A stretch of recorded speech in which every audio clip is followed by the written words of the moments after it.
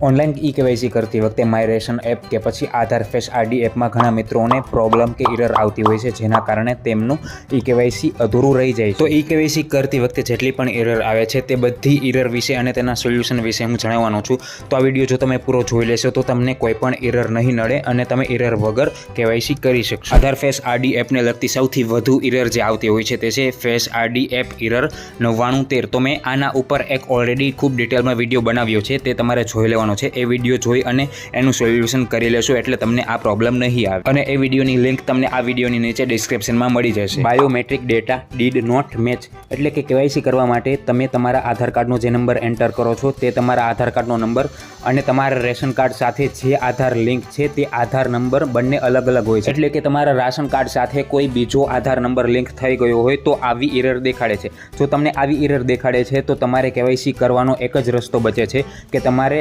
મામલતદાર ઓફિસમાં રેશન કાર્ડના ડિપાર્ટમેન્ટમાં જઈ અને રૂબરૂ જ કેવાયસી કરાવવું પડશે, કારણ કે આ કિસ્સામાં ઓનલાઈન કેવાયસી શક્ય નથી. Failed due to network related issue એટલે કે તમારે આ એરર ત્યારે આવશે કે જ્યારે તમારું ઇન્ટરનેટ નબળું ચાલતું હોય. એટલે તમે જ્યારે કેવાયસી કરો ત્યારે સારામાં સારું ઇન્ટરનેટ ચાલતું હોય તેવા સિમનો જ તે તમારો ઉપયોગ કરવાનો છે. જો તમારે આ એરર દેખાય છે તો તમારે કોઈ સારું ઇન્ટરનેટ જેનું આવતું હોય તેનામાંથી હોટસ્પોટ લઈ અને તમે કેવાયસી કરી શકો છો.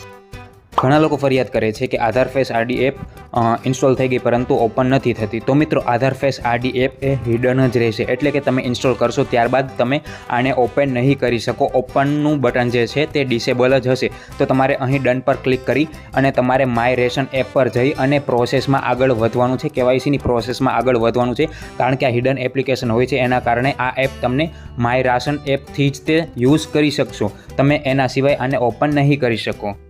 ઘણા મિત્રો ફરિયાદ કરે છે કે તે ઓટીપી એન્ટર કરે છે પરંતુ ઓટીપી ખોટો દેખાડે છે. અહીંયા તમને દેખાડતા હશે માન્ય વેરિફિકેશન કોડ દાખલ કરો. તો મિત્રો, આનું કારણ એ છે કે તમે ઓટીપી ખોટો એન્ટર કરો છો. તો હવે ધ્યાનથી સમજી લો કે તમારે ઓટીપી કયો એન્ટર કરવાનો છે. મિત્રો, કંઈક આવી રીતે તમારી પાસે ઓટીપી આવતો હશે અને તમારે અહીં your OTP for login verification is અને ત્યારબાદ અહીં આ જે નંબર લખેલો છે તેમાં ABCD અને એકડા બગડા બંને મિક્સ હશે. તમારે આ એન્ટર કરવાનો છે કારણ કે આ ઓટીપી છે. તમે એના બદલે આ એન્ટર કરતા હશો. એ ઓટીપી નથી, તે ઓટીપીનો નંબર છે. તો તમારે આ ABCD અને એકડા બગડાવાળો જે આ 6 આંકડાનો નંબર છે તે તમારે એન્ટર કરવાનો છે ઓટીપીમાં. Too many attempts please try again later આવી એરર આવે છે તો એનો મતલબ એ છે કે તમે કેવાયસી કરતી વખતે કોઈ પ્રોસેસ પૂરી કરવા માટે તમે વારાઘડીએ પ્રયત્ન કરેલ છે પરંતુ તેમાં તમે ફેલ થયા હશો. તો તમને અમુક ટાઈમે આવી એરર દેખાડશે. તો તમારે 10 થી 12 કલાકની પછી ટ્રાય કરવાની છે. આ એરર તમને નહીં દેખાડે. તમારું કેવાયસી ત્યારબાદ થવા માંડશે. ત્યારબાદ પ્રોસેસ તમે કરી શકશો. Application is not allowed to run on this device due to low resources.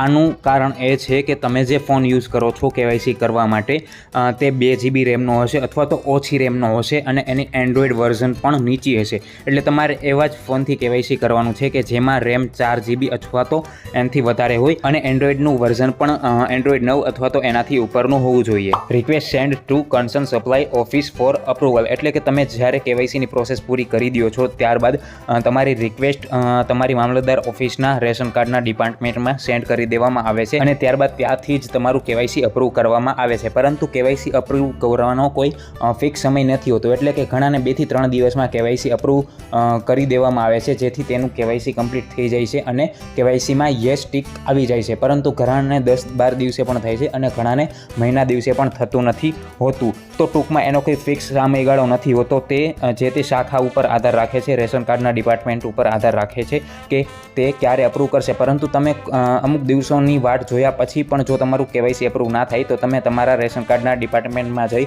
અને તે લોકોને રિક્વેસ્ટ કરી શકો છો કે તમારું કેવાયસી જલ્દી અપ્રૂવ કરી દે.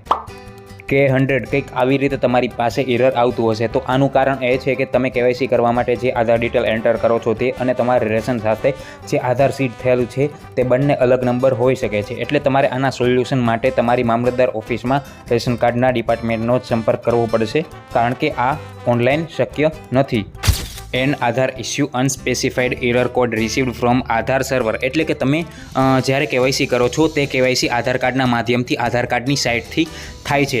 એટલે અમુક વખત આધાર કાર્ડની સાઇટ પ્રોપર કામ નથી કરતી હોતી, જેના કારણે તમને આ એરર દેખાડે છે. તો તમારે કરવાનું એ છે કે અમુક સમય બાદ તમારે KYC કરવાની ટ્રાય કરવાની છે. જો એ સમયે પણ ના થાય તો વળી તમારે અમુક સમય બાદ, અમુક કલાકો બાદ ટ્રાય કરવાની છે. આધાર કાર્ડની સર્વરની પ્રોબ્લેમ જ્યારે નહીં હોય ત્યારે તમારું KYC થશે, ત્યારે આ પ્રોબ્લેમ તમને નહીં દેખાડે. છતાં પણ જો તમને આ જ એરર વારંવાર દેખાડે છે તો તમારે તમારી નજીકની આધાર કાર્ડની ઓફિસનો કોન્ટેક્ટ કરવાનો છે અને ત્યાં તમારે આ ફરિયાદ કરવાની છે. હવે અમુક સબસ્ક્રાઈબરની કોમેન્ટને આપણે પિક કરીએ છીએ, જે પ્રોબ્લેમ તમારે પણ હોઈ શકે છે. તો તમને એનાથી આઈડિયા આવશે કે તમારે તમારી પ્રોબ્લેમનું સોલ્યુશન કઈ રીતે કરવાનું છે. આ ભાઈ જણાવે છે કે મારે ફોટો કેપ્ચર નથી થતો, મારે શું કરવું? તો મિત્રો, જ્યારે તમે પોતાનો ફોટો કેપ્ચર કરો છો ત્યારે અમુક વસ્તુનું તમારે ધ્યાન રાખવાનું છે. જેમ કે તમારા ફેસ પર વ્યવસ્થિત લાઇટિંગ આવવું જોઈએ, એટલે કે લાઇટ તમારા ફેસ પર વ્યવસ્થિત પડવી જોઈએ. અને ફોટો પાડતી વખતે તમારે 2 થી 3 વખત તમારી આંખ મટમટાવવાની છે. અને બીજી વસ્તુ એ કે તમારા ફેસ પર થોડીક હલકી સ્માઇલ હોવી જોઈએ, કારણ કે આ વસ્તુ જો હશે તો આસાનીથી તમારો ફોટો કેપ્ચર થઈ જશે. મારે એડ્રેસ અને મોબાઈલ નંબર બંનેમાં નો આવે છે, શું કરવું? આવા કિસ્સામાં તમારું જે આધાર કાર્ડ છે તે સીડ થયેલું નહીં હોય તો તમારે રેશન કાર્ડના ડિપાર્ટમેન્ટમાં જવું પડશે. આખી પ્રોસેસ થઈ ગયા પછી પણ KYCમાં નો જ આવે બતાવે છે. તો મિત્રો, મેં તમને અગાઉ પણ જણાવ્યું કે તમે KYCની પ્રોસેસ કરો એટલે એનો મતલબ એ નથી કે તમારું KYC કમ્પ્લીટ થઈ ગયું, KYC પૂરું થઈ ગયું. તમે માત્ર KYCની રિક્વેસ્ટ સબમિટ કરો છો. KYC એપ્રૂવ કરવામાં આવે છે, સ્વીકારવામાં આવે છે રેશન કાર્ડના ડિપાર્ટમેન્ટ દ્વારા. તો KYC થઈ ગયા બાદ તમારે અમુક દિવસોનો વેઇટ કરવાનો છે, કારણ કે ડિપાર્ટમેન્ટમાંથી એપ્રૂવ કરવામાં આવશે ત્યારે જ તમારું KYC ડન થશે. જો 20-25 દિવસ તમે વેઇટ કર્યો છે છતાં પણ તમારું KYCમાં નો આવે છે તો તમે તમારા રેશન કાર્ડના વિભાગમાં જઈ અને ત્યાં આગળ રજૂઆત કરી શકો છો. તો આ હતી બધી આજની એરર, અને મને ઉમ્મીદ છે કે તમને સોલ્યુશન મળી ગયું હશે. અને જો તમે KYC કરવા માંગો છો ઘરે બેઠા, તો એના પર મેં ડિટેલમાં વિડીયો બનાવેલો છે, જેની લિંક તમને નીચે ડિસ્ક્રિપ્શનમાં મળી જશે. તેની મદદથી તમે KYC કરી શકો છો. અને જો ચેનલ પર નવા હોય તો ચેનલને સબસ્ક્રાઈબ કરી દેજો અને વિડીયોને લાઇક પણ કરી દેજો. અને આ વિડીયોને તમારા મિત્રોને શેર કરજો, જેથી તેની પ્રોબ્લેમનું પણ સોલ્યુશન આવી શકે.